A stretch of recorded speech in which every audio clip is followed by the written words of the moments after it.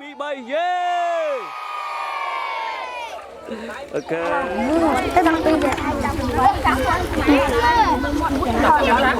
សូមជម្រាបសួរ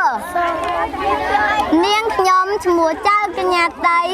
ជាសិស្សថ្នាក់ទី6កនៃសាលាបឋមសិក្សាត្រពាំងកងនិងជាតំណាងឲ្យសិស្សានុសិស្សលោកគ្រូអ្នកគ្រូនៃសាលាបឋមសិក្សាត្រពាំងកងពិតជាមានសេចក្តីសប្បាយរីករាយដោយបានទទួលអណ្ដូងទឹករួមមានម៉ូទ័របូមទឹកនិងអាងស្តុបទឹកខ្ពស់ពីដីដែលបានឧបត្ថម្ភដល់អ្នកមីងពួកសាកលអាស័យការឧបត្ថម្ភម្ដងទឹកនិងអាងដាក់ខ្ពស់ពីដីរបស់អ្នកមីងពិតជាសំខាន់ណាស់សម្រាប់សាលារៀនរបស់ខ្ញុំ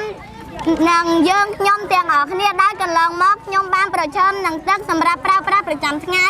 គឺសាលារៀនបានសុំទឹកស្នាដែលស្ថិតនៅក្នុងវត្តនៅជាប់សាលារៀននិងសុំទឹកពីអាជីវករសម្រាប់ផឹក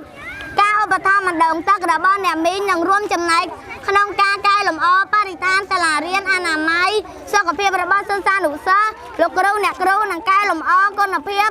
អប់រំរបស់សិស្សានុសិស្សនៃសាលាបឋមសិក្សាត្រពាំងកងយើងខ្ញុំសូមថ្លែងអំណរគុណយ៉ាងជ្រាលជ្រៅចំពោះសិទ្ធិបុរសរបស់អ្នកមីងដែលបានឧបត្ថម្ភម្ដងទឹក